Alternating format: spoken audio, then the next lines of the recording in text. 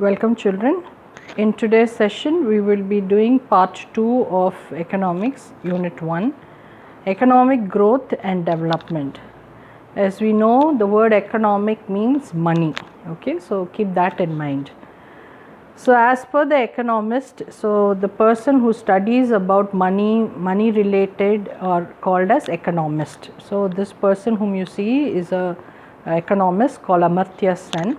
Economic growth is one aspect of economic development. So if you want your economy to develop, that is the money of a country to develop, you need what? Economic growth. If there is economic growth, that means there is economic development. Also, United Nations see it like this. Economic development focuses not only on man's materialistic need, but it focuses on overall development or rise in its living standards. So, the United Nations, how does it talk about economic development? It says economic development, it focuses, its main idea is not on man's materialistic needs, so not the worldly needs of man, but overall development. It has to look into the overall development, or in general you can say the rising living standard, that is how people are able to live, that is called as living standard. So now we move on to economic growth. So what is economic growth? It is the quantitative measure. So quantitative, so it's a measure by which it considers the rise in the output produced in an economy. So if the country is able to produce some amount of money, that output is called as economic growth, or nation in a particular period in its monetary value, that is money value. So how much of output a nation is able to produce in a limited period is called as economic growth. The key parameters of economic growth in any economy are its gross domestic product. So what is the main parameter, or what is it with which you measure the economic growth? It is the gross domestic product. Okay, and gross domestic product, which helps in measuring the actual size of an economy. So if a nation's gross domestic product is measured, that will give you the actual size, actual economy of the nation. Economic development. Economic development projects a broader picture of an economy. So economic growth is a smaller picture of economy, whereas economic development shows you a larger picture of how the economy of a nation is. So what does it do? It takes into account an increase in production level or output of an economy. So when a country's economic development is to be studied, it will talk about the increase in production, how much the nation is able to increase its production and how much it is able to give out, that is the output.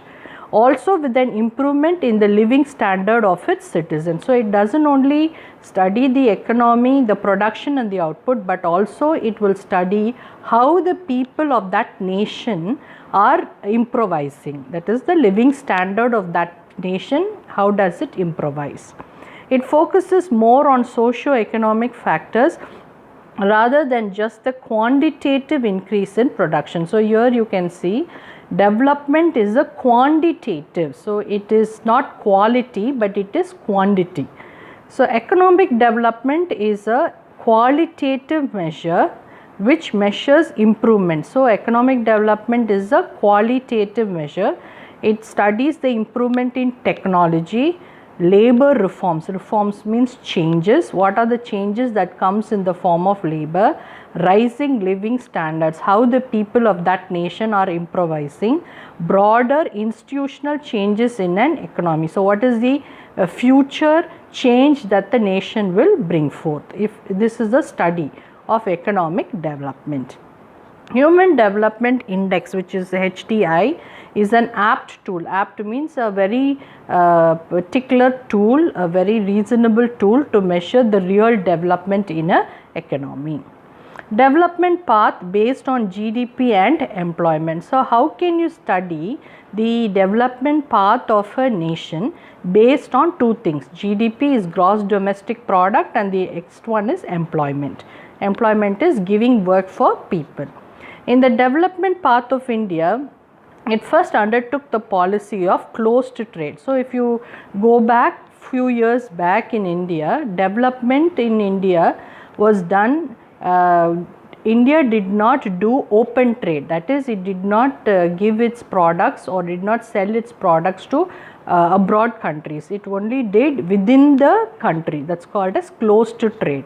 This was to give a thrust to domestic industry. So, why did India only sell the products or take products within the country? Because it wanted to give a push to the domestic industries within the nation. What are the industries? They wanted to improve those industries and reduce dependence on foreign products and companies, and India wanted to reduce the number of products that we get from abroad. Trade and interaction with the outside world remained limited. So, in India, if you see, we did not do trade with the foreign nations few years back. This outlook continued till 1991. So, India did not do much of trade with the foreign nations up to 1991. When India finally decided to open its borders to free trade, so then after 1991, India wanted to open up open trade and liberalized its economy by allowing foreign companies to enter into the Indian economy. So, after that only India said other countries to come and set up their industries so that their economy will improvise. A thrust was given to employment. So, thrust is there was a move, there was a great movement to improvise on the employment generation under the 5-year plan. This was to make up for a rising population. Why they wanted to give more importance to employment? Because India was facing rising population. The population of India was going on increasing and lacking jobs. So, once you know that the population increases, there will be shortage of jobs. So, to absorb the increased workforce size, rural development was also given importance in India, for the important constituent of it was of the Indian landscape. So, even the rural part of India, they were given more importance because most of our country is like farming lands. So, they wanted to improvise on that. Poverty alleviation came as a corollary of rural development and a part of the development path of India. India inherited a poverty stricken. So, here you can see poverty was something that came as a corollary. Corollary means side to side of rural development, and India was inheriting poverty stricken, that is continuously India was facing under the poverty cession. And we see that. Now, let us look into difference between economic growth and economic development. This is something which is very important. So, what is the definition for economic growth? It is the positive quantitative change. So, here it is quantitative, in economic development is qualitative. So, a quantitative change is the output of an economy in a particular time period. Whereas economic development, it considers the rise in the output in an economy along with the advancement of HDI index, which considers a rise in living standard, advancement in technology and overall happiness index of a nation. So, what is economic development? The output of an economy with advancement of HDI index. This will also measure what is the rising standard of the people there, what is the advancement in technology and the overall happiness index of a nation. Next, we go on to concept. What is the concept here? Economic growth is a narrower concept, whereas economic development is a broader concept. Nature of approach, it is quantitative in nature, here it is qualitative in nature. It's quantity, it is quality. Scope, rise in parameters like GDP, GNP, FDI, FII, etc. Whereas rise in life expectancy rate, infant improvement in literacy rate, infant mortality rate and poverty rate. Here how much people were able to live, that is called rise in life expectancy rate. Infant improvement, infant is small children, improvement in literacy, literacy is education rate, infant mortality, that is death rate of small children, and poverty rate. Here tenure or term, short term, where there is it is long term. Applicability, it is applicable in developed nation, whereas economic development it is in developing countries. Measurement techniques, increase in national income. If the country is able to study the national income increase, you can say about its economic growth. Increase in real national income, that is per capita income. Frequency of occurrence, in a certain period of time economic growth will happen, whereas in economic development it is a continuous process. Government aid, it is an automatic process, so may not require government support or aid or intervention. So this growth is an automatic process, so government need not interfere into this. Whereas development highly dependent on government intervention, as it includes widespread policies changes, so without government intervention it is not possible. So this is government related, that is government need not interfere into it. So here with the continuation that we learnt here, India inherited a poverty stricken economy from the British rule. So India was facing poverty because of the British rule, which had destroyed its resource base completely. So British people, they have destroyed the resources from which India was supposed to gain its economy. The public sector was given significant importance. Private companies and industries were subject to strict regulation and standards. So public sector, they were given a little bit of importance, and private companies and industries, that is individually owned companies, they were given lot of restrictions and standards. It was believed that the government was the sole protector of the people. So why they made lot of restrictions on public sector? Because they said they felt that government is the one who can help the people and would work towards social welfare. India has sustained rapid growth of GDP for most of the last 2 decades. So if you see India, its GDP, that is gross domestic product, has been on a growth for the last 2 decades, that means for 20 years, leading to rising per capita income. So how did this happen? Because the income per person was increasing and a reduction in absolute poverty. So once the income of a person keeps increasing, what will happen? The poverty that is there will reduce. Per capita income have doubled in 12 years. So per means 1, capita means the total amount.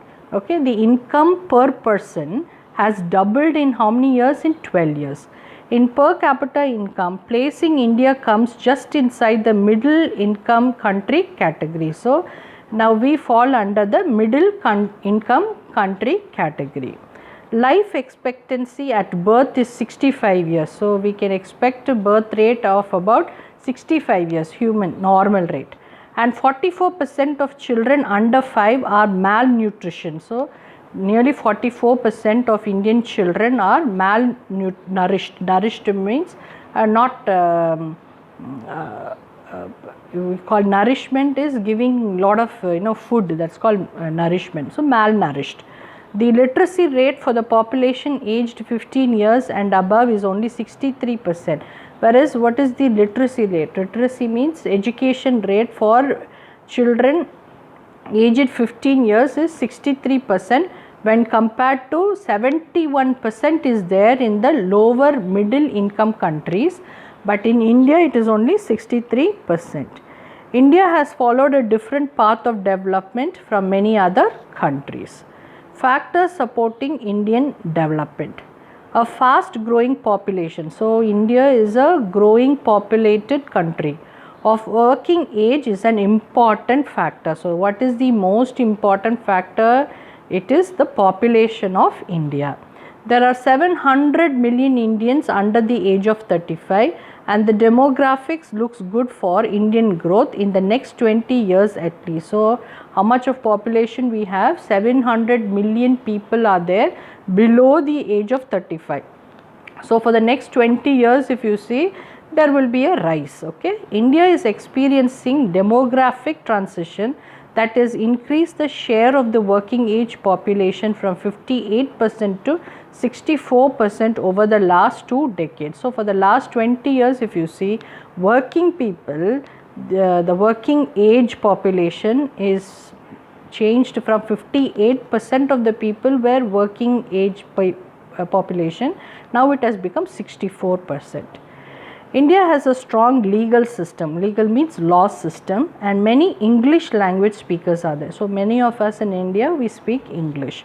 This has been a key to attracting inward investments from companies such as those specializing in information technology. So, since many people in India are speaking English, companies from abroad, they are setting up their industries, their companies here, and especially in information technology, means IT, we call the information technology. India's economy has successfully developed in highly advanced and attractive clusters of business in the technology space. So, cluster means group. So, Indian economy, we can see in lot where the economy of India is growing in technology. For example, witness the rapid emergence of Bangalore. So, rapid means quick. Emergence is coming up of Bangalore only has become a huge attractive place now as a hub for global software business. So, Bangalore is so well known for the software business. External economies of scale have deepened their competitive advantages in many related industries. Next, we have Human Development Index, HDI, which we earlier learned. Now, they are just giving you a hint about Human Development Index. You know this word index, generally when we have a book at the front page, there will be an index. Okay. So, with that we can just straight away go to that particular page. In 1990, Mahbub of Hague, a Pakistani economist at the United Nations, introduced the Human Development Index, which is a HDI. So, what is HDI? Is a composite index of, so what does it show? The life expectancy at birth. So, when a child is born, how long can the child live? Okay, that is what is called life expectancy at birth. Adult literacy rate, second one is how many adults are getting education, and standard of living, how the people of the nation are able to live, measured as a logarithmic function of GDP. So, this is measured with touch to GDP, which is nothing but gross domestic product, adjusted to purchasing power parity. India climbed 1 spot to 130 out of 189 countries. So, out of 189 countries, India has taken which spot? 130th place in the latest human development ranking. So, here which the 130th place for what? For human development. People in India have developed up to that level. Released today by the United Nations Development Program, which is UNDP.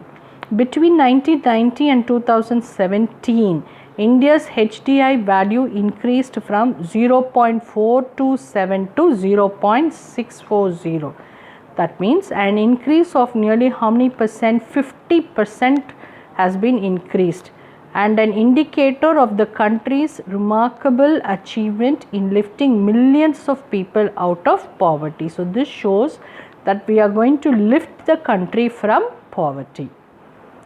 Growth of GDP and economic policies. So, how does growth of GDP and how does the money policy, okay, policy is like laws, okay, reforms.